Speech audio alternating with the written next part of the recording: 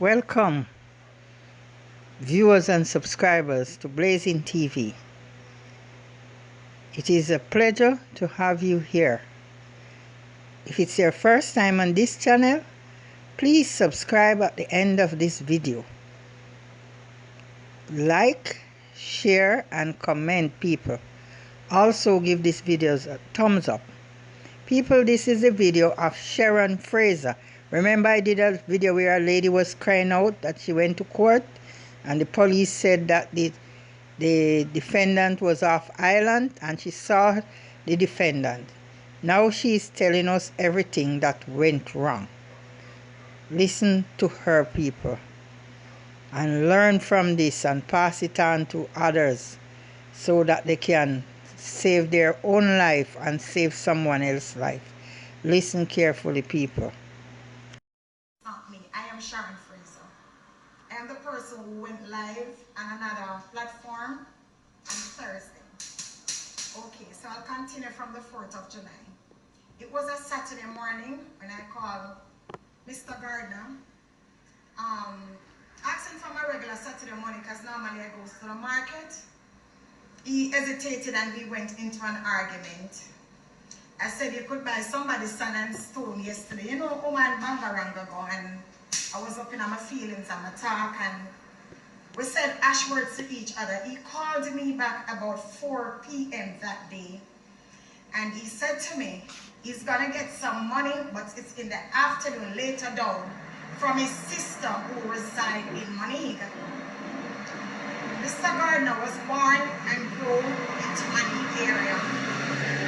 And I do know that his sister lives in Montego.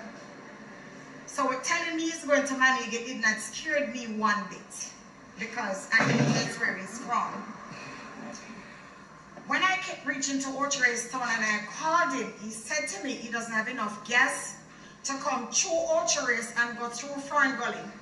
I'm to meet him in Steertown where he resides, and he's going to drive through Chalky Hill, which is much nearer to Montego than coming Orchard's and go through Fern Gully. Good. When I get in the car with Mr. Gardner, I noticed he was wearing everything old and ragged. I didn't know his shoes, I don't know his shorts, I don't know his shirt. I mean, some clothes, I don't know, some old ragged clothes. You don't recognize I didn't know nothing that he had on. For the 3 years visiting Mr. Gardner's house, Mr. Gardner there in my house every single day. I didn't say anything like me. I said in my mind, oh, it looks about him. Did tell me some of some work at home. He did tell me he's doing some work at home. So I thought he was him just in him yard clothes and him just go get the money for me, do what me I go do whatever. So I'm jumping in the car. As a female, I'm down on my phone. Him I said things me I answer, but I'm there on Facebook and I'm down on my phone. Him start drive very slowly at the beginning when he pick me up. And him argue with me, but him drive slow. I think he's not a slow driver. What he's doing is allow the darkness to come down some more. So he's using the time for the time to get very much darker and darker. You remember that July we had our curfew. I think it was, I don't remember if it was 9 o'clock curfew we had in Jamaica. But our country was under our curfew, I don't remember the time. So he was driving slowly.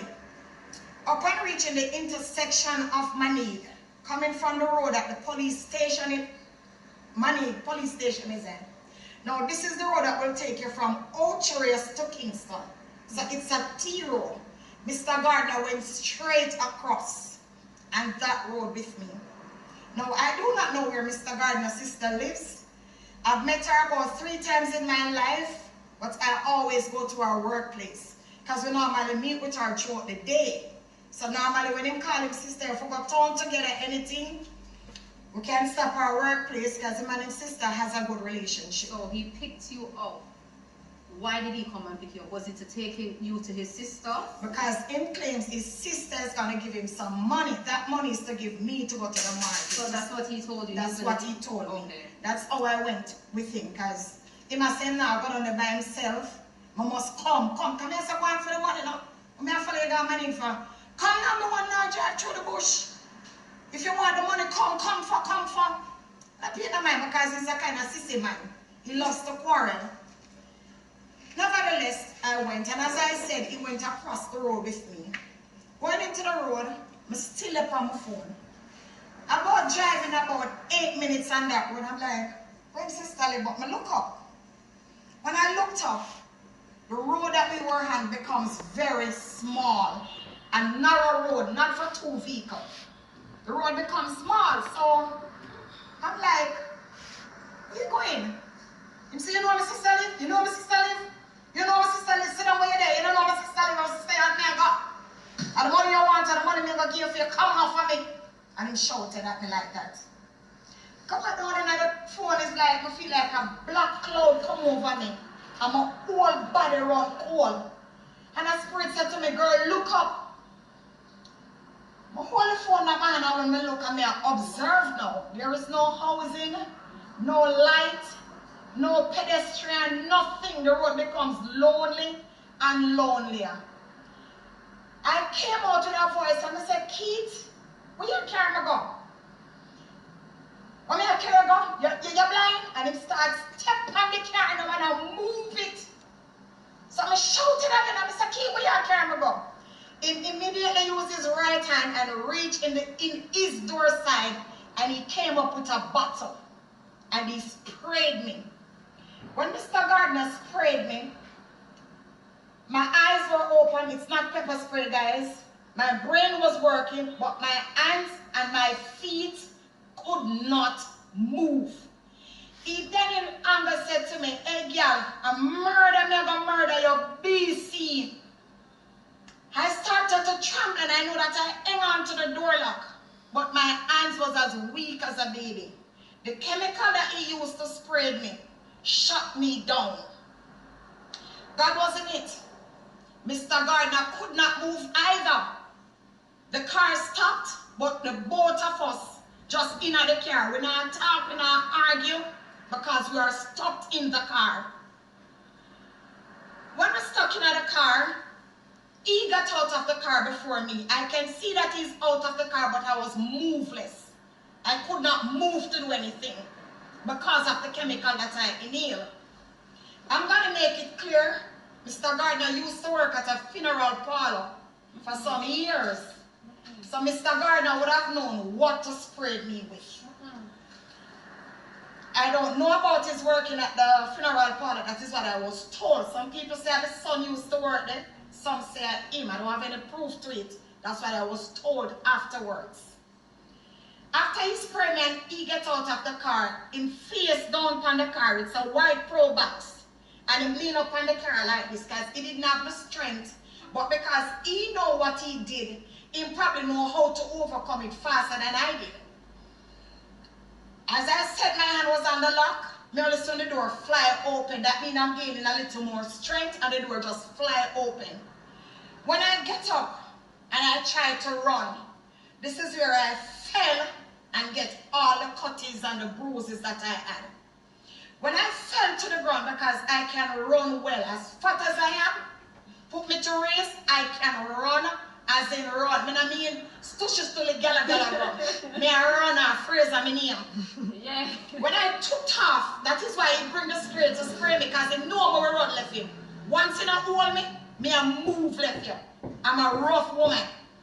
When I went down and my spirit was like, girl, you're gonna dead. Get up, go. Me get up again. And I tried, go for it. I could not move.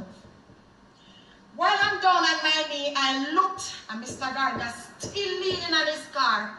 I said, Jesus, help me. This is the only way I have to go. Go. It's dark, no light, but I have to try and go, try and hide or something. I could not move. After Been there for about a minute or two. In the woodland, you know, moonshine does well in darkness. I saw Mr. Gardner open his car trunk. When Mr. Gardner opened his car trunk, he had a white bag in his left hand and he had a baseball bat in his right hand. Coming down to me, he said, look a dirty girl. A murder man for murder, you know, I'm tired of you. I said, Keith, where you going to kill me for? Tell me where you going to kill me for. Him say everything me done him throat and I rush him and I this and that. I said, but you can't kill me for the truth, Papa. Anything me say you do. If me say not coming at me here because all you smell, not come. I bring myself clean. If you want to come to my house, you have to come clean. So if you're going to kill me for the truth, don't kill me. He used the baseball bat and he gave me one lick in here. So I have the pictures going to post to show you what I look like at the end of July 4th. When he gave me the first lick, remember now I'm down on my knee. He swung at me the second time and I went down with the head because he was trying to smash my head. I said, Keith, don't do it, you're going to go to prison. His response to me was, my son was murdered in Landale and left in bushes to dead. So me can't kill back anybody I left them in a what's it not bush. I murder me, I'm going to murder you. And he said it again. Having my hands clasped, I still talking. I said, Keith, no. You know, sister, when me coming out of the car, I come in on Facebook Live. Now, Mr. Gardner know that me and him arguing enough time. Sure, put on the phone now. I'm a phone person. I love my phone. So, him believe me when I said I went Facebook Live. Me said, where you put on Facebook? Him asked me the question, so where you put on Facebook? I said, I put up your picture, your full name, your car license plate, your place of work, and your address. Guys, I posted nothing on the 4th of July about Keith Gardner. It was just the words. I'm just talking to save myself, to let him know he's going to be arrested. Because him tell himself don't carry that spot where nobody knows see. So this would be the reason why Mr. Gardner don't want to pick me up in Ocherous, because the cameras are all over in Ocherous. Picking me up in Steertown, nobody will know that I went to Steertown to go in Mr. Gardner's car. But if I go in the car in Ocherous, the Ocherous that I live, somebody is going to say, no, Mr. I'm going on a white crow box. And for you say white crow box, who knows me and Mr. Gardner know that he drive a pro box. After talking, him say, girl, you don't know, say you're dead. Mr. Where you going to kill my father? What do you? Him say me keep a talk over him and a mangle him. But I can't make you abuse my brother if Mrs. Wearish part, you know, real, you know, straight. You have the things to hurt me. I forget boys stars, I have to defend myself. Him say, go back in the woods sitting in that car. By talking, the chemical would have now coming out of me, so I gain a little more energy. I stumbled, but I went back inside the car and him slammed the door, blow. I start rubbing his head because him always love when me rubbing head. I said, babes, I love you, you know. One of the wickedest lie me ever tell from the day I'm born. Somebody will just try to kill me. Me I tell you some I love you.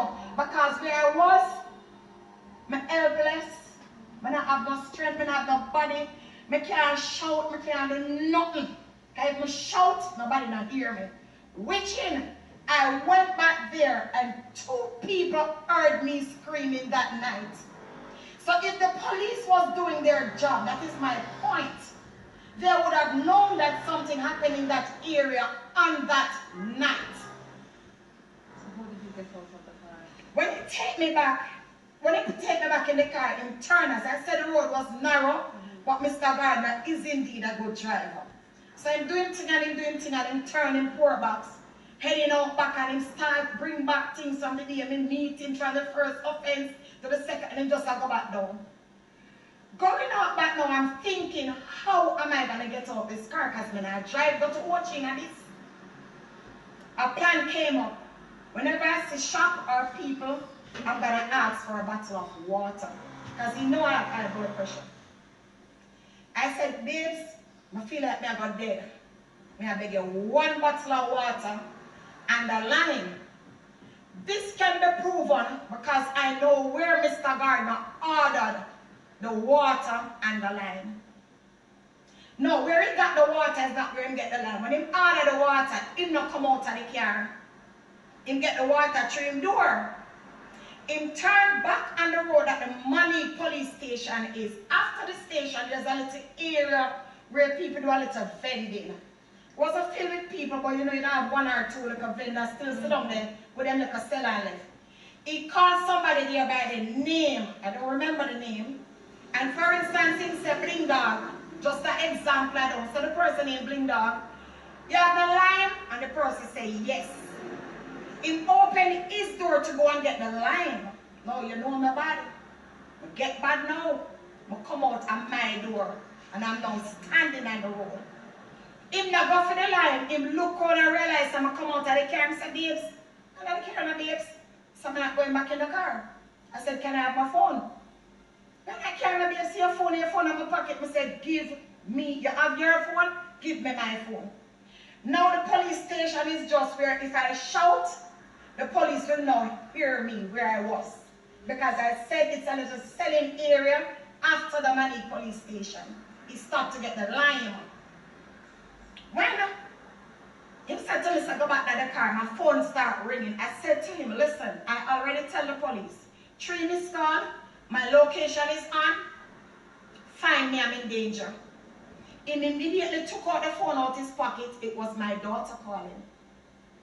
My daughter, when he answered the phone and he said, Michaela, your mother alive, where were yourself from? So my daughter, I not hear my daughter answer and say, come on, come talk to Michaela. I said, give me the phone. And him hand me the phone, and him hand me the phone. I shout and I say, Michaela, help! Peter tried to kill me, give me a money to kill me. And I run to the direction back to the police station, screaming for help and murder. While screaming into the station, about 3 police from the Manic station came out, including the investigating officer, Miss White. I don't remember her rank, but her name is Miss White. She came out with a fat inspector lady, I don't remember her name, sorry to describe her, miss. And they came out with a male as well. When they came out, they was asking me, what is it? I said, see the man that's in the white pro box then? Come on. I said, see the man then at the white pro box. I can't care if he kill me. So everybody asked me a question, everybody asked, what is it? And Mr. Gardner immediately speed off. The police saw the car speeding off. Another officer said he saw us, but he didn't know what it was because he heard me talk to him. So this is when I was asking him, can I have my phone? Give me my phone. After I go in the station and they said, okay, miss, we're going to take a statement from you. They said, what's his name? I said, Keith Gardner. One of the officers said, Berger. No, this is his alias name, Berger. The other officer said, which Berger? And he calls Keith's father's name. I don't remember the name, but the officer responded like him that said, a Godfrey's son. And I know that's the name of his father. Now, guys, I want you to be in my shoes for 1 minute. I am at the station trying to give a report about Mr. Gardner. Just go through an ordeal like that. To hear you call him man pet name and I call him father name, immediately I felt uncomfortable. I used my phone and I called back my daughter and said, listen, get a ride from Orchard to come for me. The lady said to me that is Miss White. She went out on the road to buy about some water or something. She went by a nearby supermarket to get. When she went there and coming back, that time I right at the front of the station. Because I feel so uncomfortable to know that these people even know this man. You know, I don't want a friend of Keith. It's like I don't want to say nothing concerning Keith Gardner. When she came back, she said, Miss, come, I'm going to take your report now. I said to her, I'm a good man, I'm good. She said, come and let me take your report. I said, I'm a good, somebody coming for me, and I'm going to leave. What came to my mind, I live in Orchard, I'll give my statement at the Orchard police station. My ride came, and I went to Orchard police station, from Money station to Orchard. When we reached there, I think we reached near to curfew time, but when I tell them the nature of the argument, The officer explained to me she will take my statement, but she won't be the officer in charge of this case. If an incident took place in Mani, it has to be the Mani police station that is going to investigate the case. Since you say you're uncomfortable there, I will assist you by taking your statement. I did give the Mani police a 7-page, the Orchard's police, a 7-page statement that I signed to. They asked me to come back to the station on the morning, that is July 5th. On the morning of July 5th, I leave my house about 5:30, as early as possible, and I head to the station. And I reached there, the officer was there. She explained something now to me. Mr. Gardner lives in Steertown. The Orchard's police not going to go and get him. We're going to use the Senance Bay police to go and get him. I said, okay. They call the Senance Bay police station, explain themselves and tell them to expect Sharon Fraser. When I went there, they assisted me. When the jeep was available, the police assisted me to Mr. Gardner's house. When we reached Mr. Gardner's house and keep calling, his car wasn't there, no answer. Leaving Mr. Gardner's house, the police drive on another road. One of the officers said to me, "What you say license plate is?" I said 9186 JG. The police said, stop. So the car now want to lane this apart. And the police reversed. When they reversed, the car was there. Mr. Gardner was sitting right beside it. I don't know if it's a shop or a bar. It's a board structure. The police fly out and them say, "Mr. Gardner, come in at the jeep. What me do, boss? What me do? Come in." He say, "You see the lady, you know what, going at the jeep." He start complaining about his car leaving there unprotected. The police say, "Okay, you're going to get somebody to deal with your car. I come for you. Go in the jeep." They order him in the jeep and they bring him to the Senance Bay police station. I remember when the inspector that was on duty on the 5th of July ordered them to throw, I don't want to use the exact word that she used, into the cell. And they did just that. I stand there and saw. Just drive up here. I see people. I'm saying, the best thing I want on the road. Come here, sir. I don't matter what I want.